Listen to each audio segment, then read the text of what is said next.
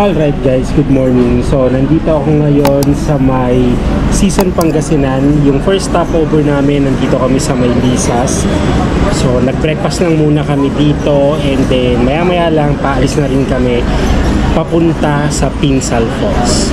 So actually guys, first time ko mapupuntahan tong Pinsal Falls sa Ilocos Sur, and medyo historical tong lugar dahil naging location to sa isang movie ni Fernando Poe Jr. So tara, samahan nyo ako guys. Nalibutin natin ang Pinsal Falls.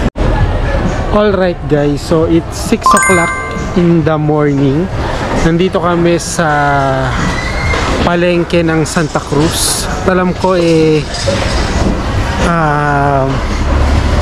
madilim ang GoPro guys. So stopover lang kami dito kasi namimili sila ng magiging pagkain namin mamaya kasi kasama sa package yung Boodle Fight So mamimili lang sila, and then kami naman ito magagala-gala lang din, and magtitingin-tingin kung anong pwedeng bilhin namin ngayon.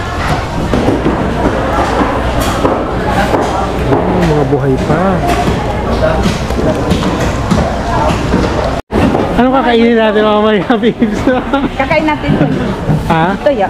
Toyo? Ayan, toyo. Toyong bangus. Ay, sino pa? Ha? Hipon. Magtanong hipon. Oh, mga buhay pa. 480? 480 yung lahat ng 500 benta namin kanina. Wait lang. Grabe.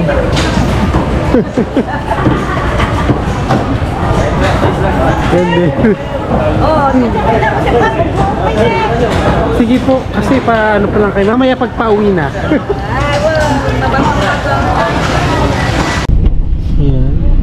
Nangunguha po sila ng saging.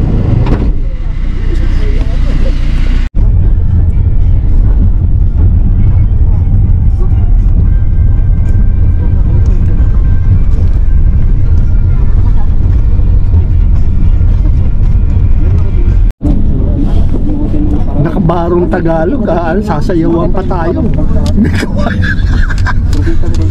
Pinagandaan tayo ng taga rito. Ayun na, galing na niya. Alright guys, so ayan. Nandito na kami sa Pinsal Falls guys. Ayan na yung aking background. Ayan, kitang-kita naman. And dito yung organizer guys, yung makapal mukha. Organizer yung makapal mukha. yan, siya yung aming organizer. Makapal si ang mukha. Aves. Pino. Yan, magpabook na kayo sa kanya. Si Pino Coca ba? Ano? Pino Coca? Oo, batasin. May tarpaulin ako mamaya. Sure, sige. Maganda. Ha? Glenn. So ayan guys, so time check guys is 8 o'clock. 8 o'clock na, and ito magpiprepare kami papunta dyan sa Pinsal Falls. Eh maganda yung ano niya ngayon, maganda yung cascade niya, no, kasi napakalinaw ng tubig, ganda ng panahon, hindi umuulan, perfect yung weather guys. Oo, ang ganda ng tubig. Yan, tignan nyo. Yan, meron mga parang cottages sila na balsa dito. This reminds me of tag dito, Wawa Dam. Sige, ito sa Wawa yan o. Malapit na pupuntahan namin yan dyan guys. Opo, on the right. Ayan. Ayaw kasing maniwala ng aming organizer na... Yung kalsada pangit daw.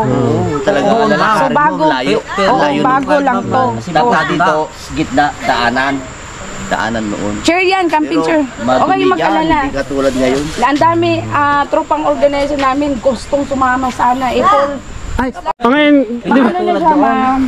Oh, saglit. May tatanong siya, di ba? Nandito yung ano lang yung movie ni Fernando Ano bang po. bubigat tayo? Ano nga bang movie? Hindi daw pala, hindi kapag puno ng salot eh. yun? Hindi, sir. Ay, sa look Iwan yun. ko lang kung Nung 19 yun. Kasi matagal na ang yun. maestro yata yun nung... Buhay pa si Fernando. Oo, boy pa. Masa na ano siya, tinalon pa nga niya eh, may Meron mga... sila rito noon, Tinalo isang niya, buwan. pero- Miggy. Nagstay. Dito. Oo, Dalawang beses na. Nagpalinis nila dyan noon. Malinis. Tapos hindi pa bawal. Pero yung time na yung ganyan na Hindi talaga pa yung bawal falls, ng yung lumaki I-search mo, i-search mo. Oo, naano ko na nga. Pinsal. Mag-search yun sa YouTube. Oo, inano ko sinerge ko na kaya kung nalaman na kay, ano, nandiyan si Fernando po no. Dati kasi daw, bago daw kasi itong kalsada. Eh, hindi siya na ano. Pag baba mo Nilalakad pala, may na. lalim na. Hindi pala kapag puno na ang salop, ano pala, Hindi, ibang sir. movie. Ito, iniisip nila kuya kung ano yung movie ni Fernando po na sa search namin. Ang maestro yata yun sa... Ang maestro? Ay, ang maestro. Parang magtanim. Wala sa isip ko. Pero ano eh. Nakadalawang beses na pelikula dito. Hindi ko pa. Uncle, matandaan mo yung kwan, yung pelikula ni Fernando Punoon, yung pamagat. Hey, Si Fernando Punoon, nung una. Yung pamagat na noon. ang damo ti di ang, hindi mo masurutan aming istorya. Bata pa kami nang ito noon, sir. Data, na hindi pa nakatinag ni... Hindi pa ano na. Five ko yata noon. Oo. Pero ito, puro kanya na lahat. Anong tawag yun? Tantanubong. Malalim ito, sir. Puro bato yan. Pinalinis na. Linalakad lang namin ito noon. Wala pa ito. Wala pa. Mga balsa-balsa. Sige, search na lang namin kung ano yung pangalan ng movie. Mamaya, sir, malaman niyo mamaya.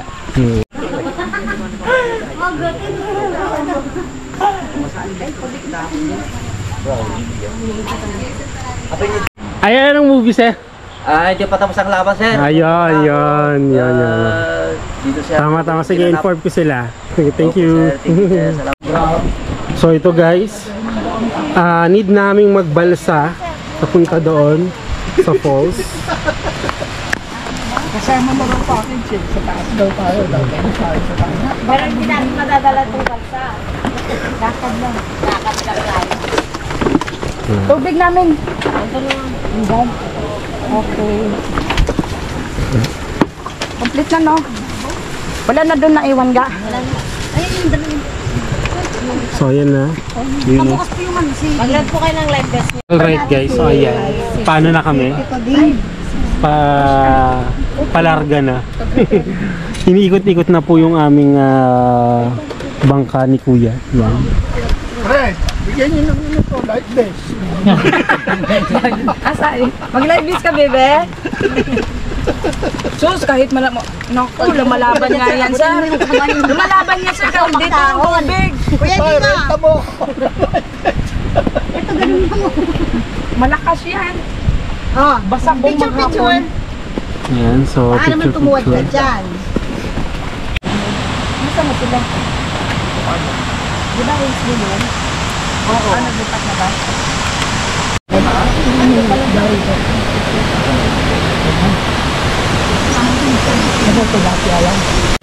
Alright, so ayan na guys. No? Medyo actually hindi daw ganoon kalakas yung tubig pero malinaw siya ngayon. Sabi ng aming organizer. So ayan guys. Ito pa lamig ng tubig. Punta na kami ngayon dito sa aming cottage. So dito magpi-prepare yung aming organizer. Ayan, nakikita niyo yung background ko. So dyan magpi-prepare yung aming organizer. Dyan din kami magbubudal fight mamaya. So pakita ko lahat ng mga ganap namin. Ayan guys, so tatry namin mag-drone, no, para makuha na namin yung nabuo yung Pinsal Falls na yung overview niya. Yan. Pero makikita nyo ito sa drone day, sa drone shot. Ayan yung aming mga kasama guys. No, mga pumupunta na dun sa batuhan. Mukhang umaakyat na sila. Mamaya na tayo. No? Alright guys, so ito, nandito kami sa bato ngayon. So try namin mag-drone para sa ngalan ng magandang shots. No? Sa ngalan ng mga Instagrammable na shots. So gagawin namin yan.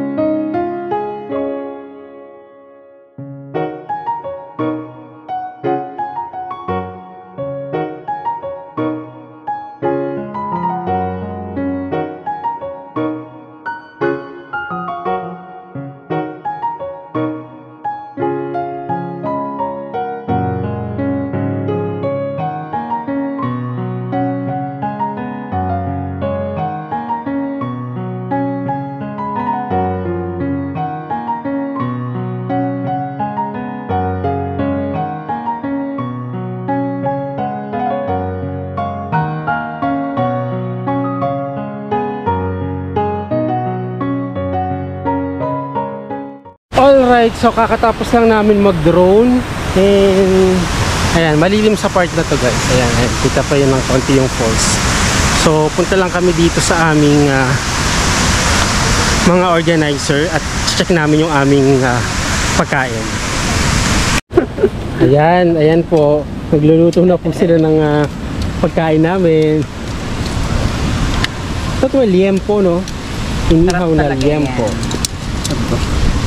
Pork. Wala kayong ginagawa.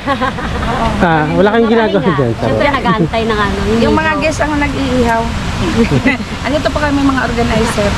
Yung mga guests. Tingnan nyo. Kunwari kayo. Kunwari, o tingnan. Video ano yan. Mga guests namin yan. Yan, enjoy sila. Diba? Ang babay ng mga guests nyo. Oo, yung mga organizer.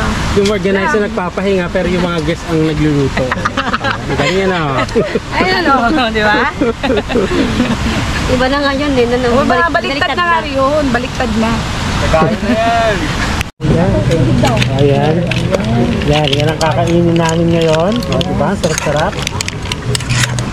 Ayan na, malapit na. Malapit na kaming kumain. Piniprepare na ng aming organizer yung aming pagkain ngayon. Thank you, God. Ready na yung food namin. Ready to sit up na. So, yan na guys. So, sisimulan ng i-set up yung aming lunch. You know, it's 10:30 and magla-lunch na kami ngayon. Ayos. Perfect. Luto lahat, pati ikaw. Ate Caldero. Wala, nilisan talaga natin ito. Uy, alam mo ba? Hiniram natin to malinis. Malinis. Ngayon, ano na yung...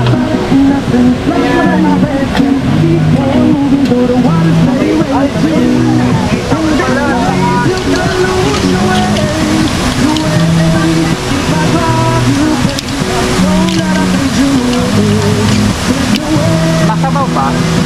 Kunti ka. So, may kunti ko.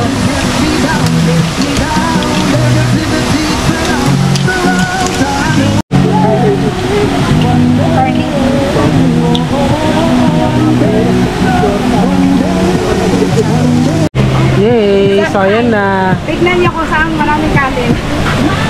At saka ulam. Ayan. Naka ano yung camera nila.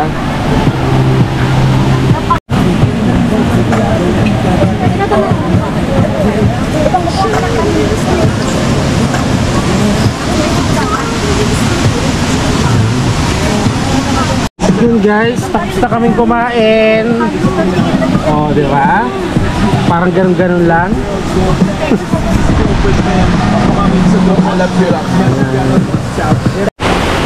Alright, so ito guys, it's almost 1 o'clock. Parang nasa 12:41 na.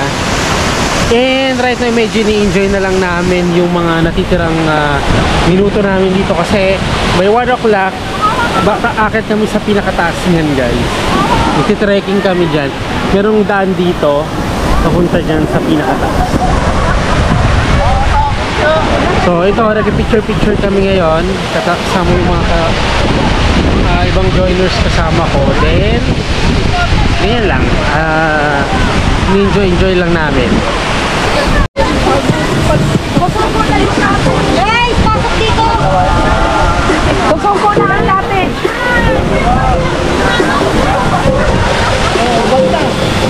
Ayan. Punta na kami sa falls.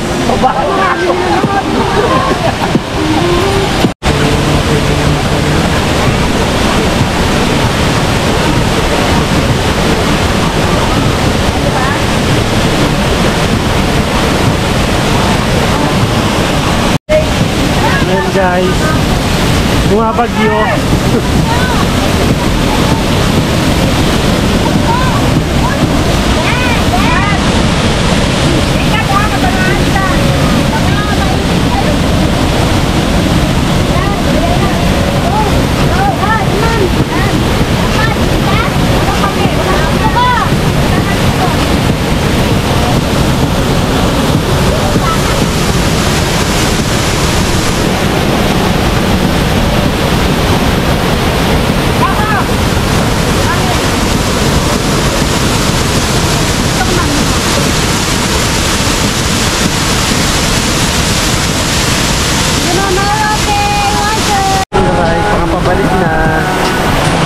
Balik na po kaming lahat.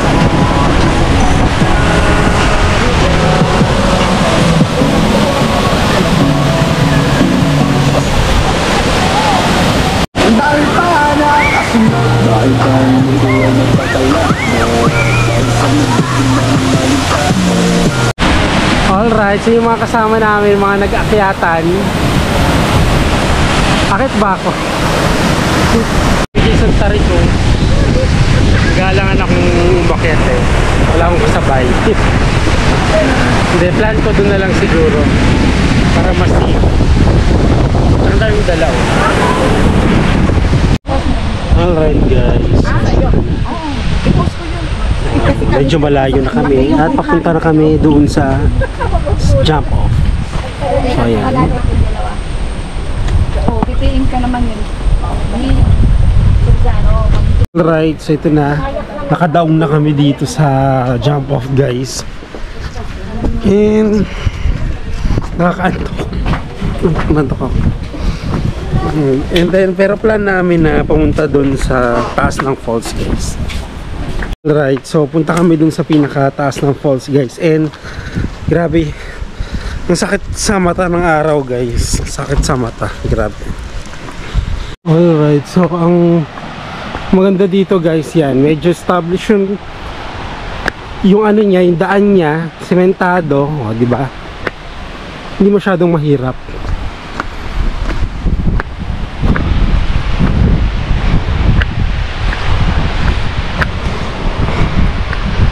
Okay. Ito siya. Okay, so yan, paakyat na naman yung daan. Ang daan dito, guys, para siyang roller coaster. Paakyat, pababa.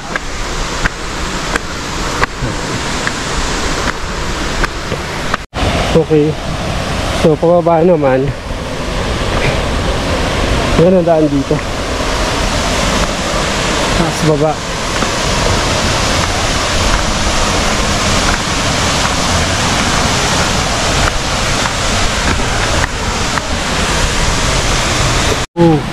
Ganito pa palang daan.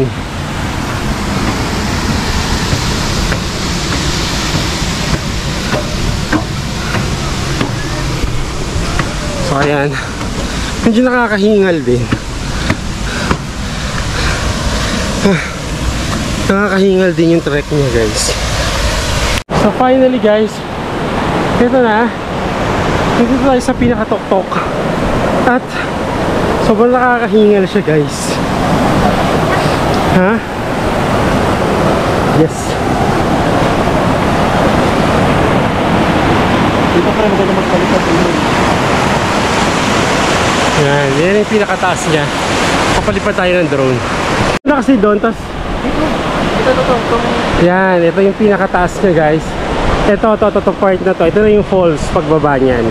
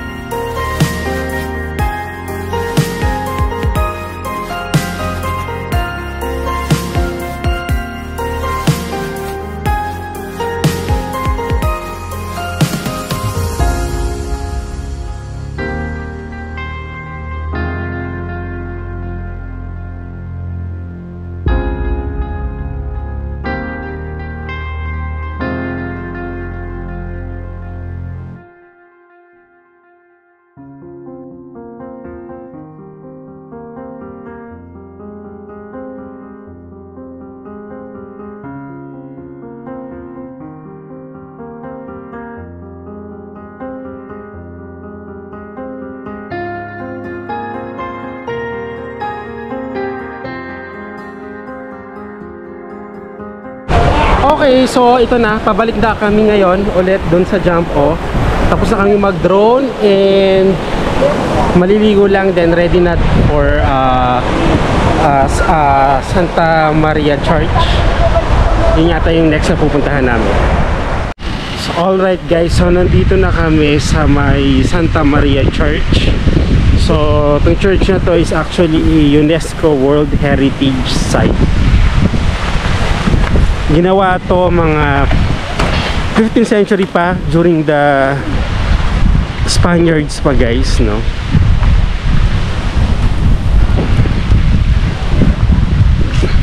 And titignan mo sa yung sa architecture niya, I think one of the church no na Baroque style, yun ang kanyang itsura.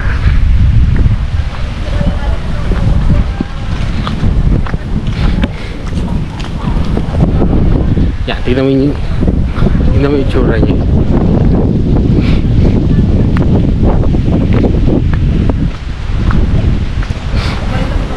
Yan ang itsura niya. Wow, ikakasal. Dahil sa misa ka. I don't know what's happened.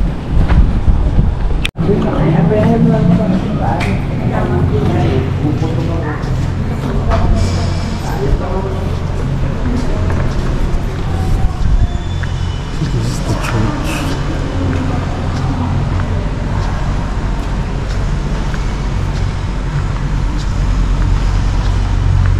Of course.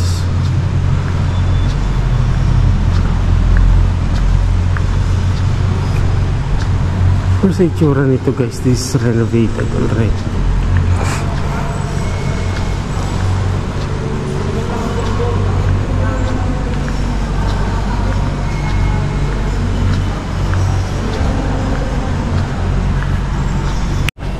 Alright guys, so actually sa itsura niya naman sa loob guys, halata naman na medyo renovated na ano.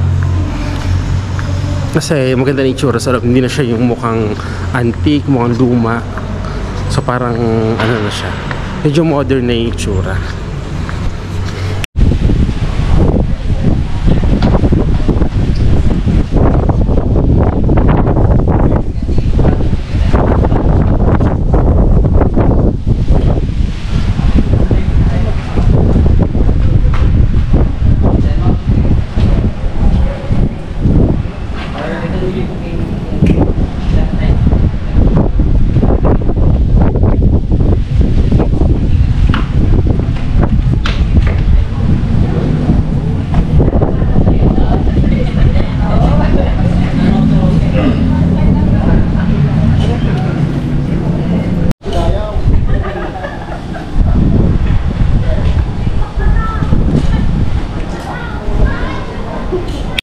So mali pala ako guys, hindi pala mga 15th century ano.